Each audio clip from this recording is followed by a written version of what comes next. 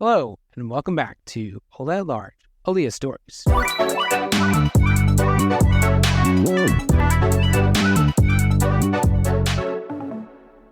Thanks for tuning in to the second episode of the season.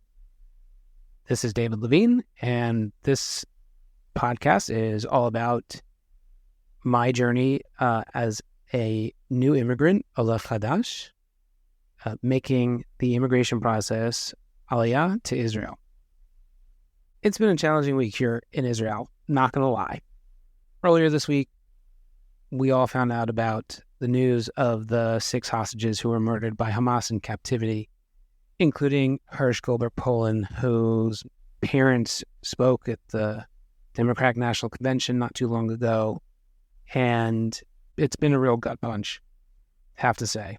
But I wanted to share a little bit about some of the ways in which, personally, I process my grief, my action in volunteer work, and to share a little bit about 2 experiences I had recently that were really meaningful, and I hope people who listen to this can donate to either one of the 2 charities, or one of them's not really a charity; it's just a guy, but a real hero, to be able to support each of them in their way.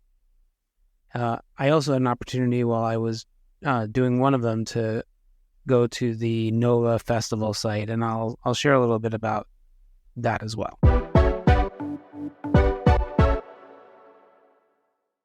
The week, I had reached out to Ian Schnall, who was the pledge master at my fraternity in college, Alpha Epsilon Pi. I was part of the Epsilon class, and Ian was our pledge master, which meant that he was responsible for getting our class of pledges, which are the people that are joining a fraternity, into the fraternity.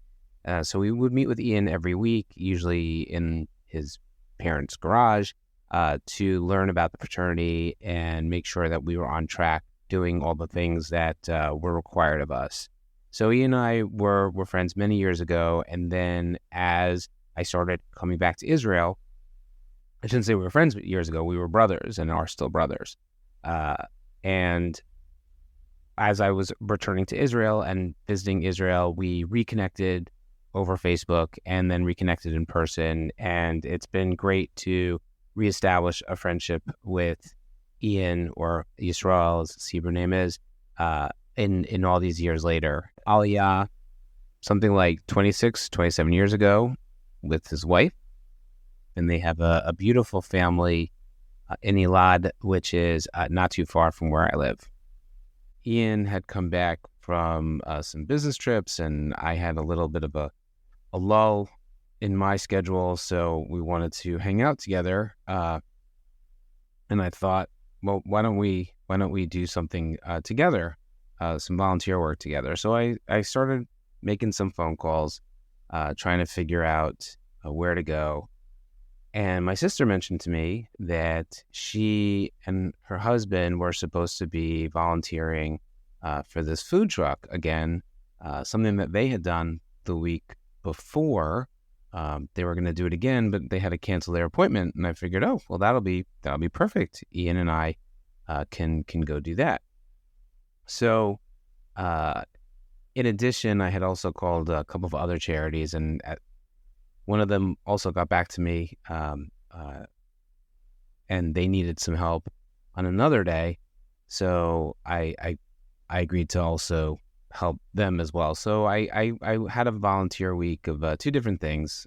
So the first one was the one that Ian and I went to, and it's a food truck organized by a guy named Shlomi, Ohaon. I think I might be pronouncing his last name wrong, but just Shlomi. And he is a veteran himself.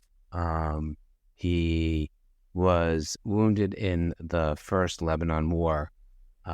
And since the war has started in October, he's basically put his life on hold and has been feeding soldiers at the Gaza border as they're coming in and going out, to be able to give them something nourishing and handmade and homemade as they're about to embark on their service. And so his food truck is set up right next door to the Nova Festival site. And as Ian and I were driving down, we talked about whether or not we would also go visit the site. And I will say, well, as I was driving down, I was hesitant. I was not 100% sure if I was. So Ian and I rock up to this food truck. Shlomi comes, and he's got this van full of cucumbers and tomatoes and pitas that we help him lug a lot of the raw materials out. And he opens up his van, the food truck rather, and we start setting about preparing sandwiches for the soldiers. So Ian got to work. Ian is a bit of a chef himself, and he a mashgiach. He oversees kosher manufacturing and kosher kitchens in various places, including China and Dubai and all sorts of cool places. So he started chopping cucumbers and tomatoes, and I started assembling sandwiches, shakshuka sandwiches with merguez sausages. So I learned how to make shakshuka at scale. Shakshuka is an amazing dish from the Middle East, which is basically tomato sauce, and then you put egg on it, and then the tomato sauce can have different things in it, and the egg can be anywhere from really runny to well done, and but it's usually served whole, so you see like the full egg. But since the shakshuka was going into these sandwiches anyway, the egg was all mixed up into the sauce. We started with those, and then we graduated to a chicken shawarma kind of a dish, all of it handmade, all from kosher, fresh ingredients. And soon, within a couple hours, we had put together about 300 or so sandwiches.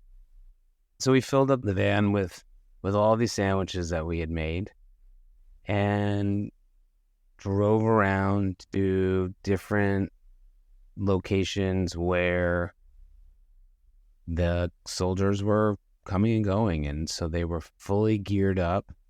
And we went right to the border at one point, and there were these 3 trucks of different sizes with all these different soldiers, and they weren't just the younger soldiers. Also, they were definitely some guys in their 30s and maybe a couple low 40s, women as well, going into combat.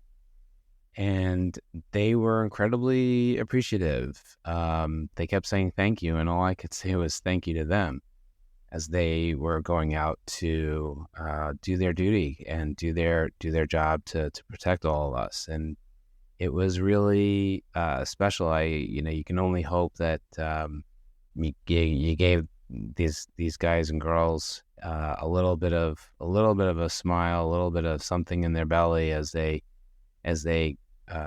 go into the belly of the beast. We did about 2 rounds worth of sandwiches to different locations, drove around Barry, which is the settlement, the town that was really hit very hard on October 7th. And you could still see from the road around Barry a number of homes that had been destroyed and the remnants of the attack. And it was very disturbing to see that live. And as we were cooking, you could hear some artillery going here and there, and I kept joking, "Oh, it's a flat tire," but it wasn't a flat tire. It was something going off. I will say, at no point did we feel unsafe or anything like that. It was really just a really nice experience. to be able to do that. And so Shlomi's been doing this every day, fed around 75,000 soldiers since the beginning of the war. I will include a link to donate on the description of the podcast. We decided once we were done, and certainly after seeing those soldiers, that since we were literally right there, we wanted to go to the Nova Festival site. And it's a short drive from the food truck. We went up the path, this road, and you could see how the site had been, was set up for events and festivals. So you could see there were some buildings as you did the drive up that were, like bathrooms or facilities. And as you drive up, there's also a forest that has been of young trees that was planted in memory of the people that were killed there. And you get to the site, and there are these posts stuck in the ground with pictures at the top of people who were killed. And there's different messages written on stones next to the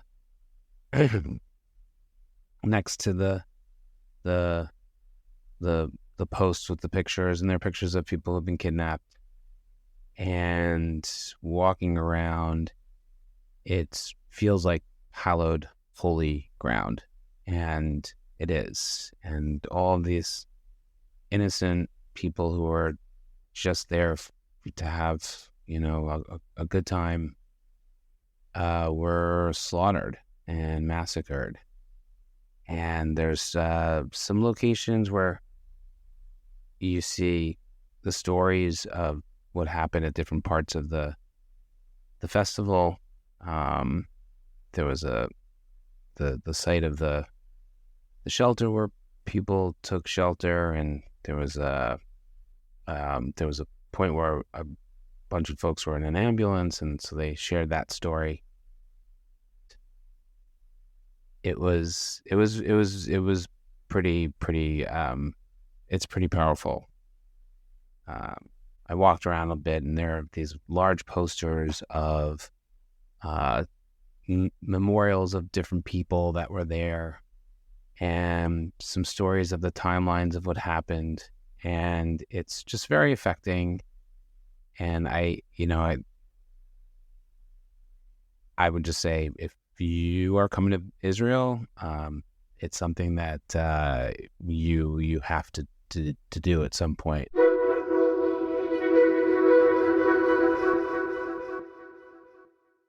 Volunteer activity I did last week was volunteering with Leket Israel, the National Food Bank. Leket Israel is dedicated to rescuing surplus food and surplus produce and redistributing it to organizations around Israel that support poor people, support displaced people, of which there are now thousands here in Israel because of what's going on in the north and what's happened in the south. It's a great organization. It's run incredibly efficiently, and you get a lot of work done in a short amount of time. I'll tell you that. They do different kinds of activities. You can go out into the fields, and they do bus pickups from different cities to take people out into the fields to help pick produce. And then they also have a central organizing plant not too far from Renana, and it's about 40 minutes or so north of me.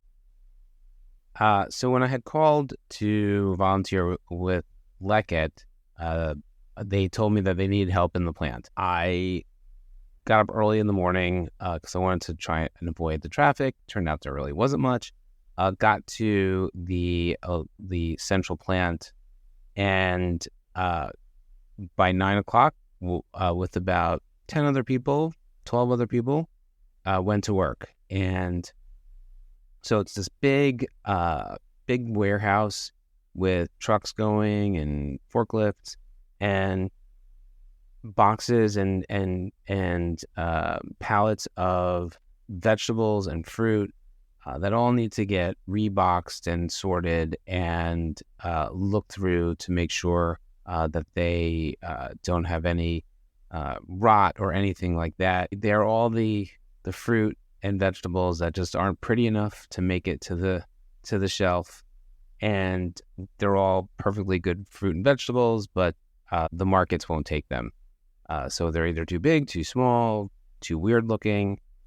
So over 3 hours, myself and I'd say about a dozen people sorted through and schlepped onions and watermelon and tomatoes and God, what else did we work with? Carrots. Yeah, packaging up different fruits and vegetables into boxes that then are shipped around the country to kids and families to be able to make their own food with the vegetables and fruit, and then boxing up and resorting vegetables that came in big crates into smaller packages to be able to then be distributed.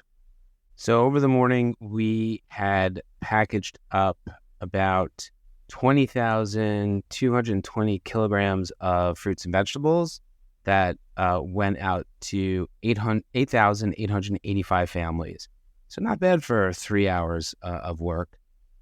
It's an activity that I definitely recommend for anyone going to Israel and with a family, or anyone really just wanting to do something for a few hours.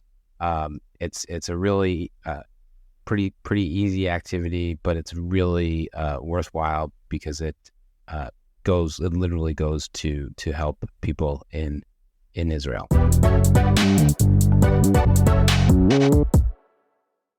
The word of the week, the Israeli slang word for this podcast is die. Die does not mean die as in die like you should die. It means enough. And you'll hear Jewish mothers saying this to their children. And if you do, don't get alarmed. It's really just telling them to behave better. I remember at one point, my niece was in London with two of her young children at the time, and they weren't behaving, and she said to them, die, enough. And the look she got was not a positive one from the person near her. So that's a pretty good word you can use.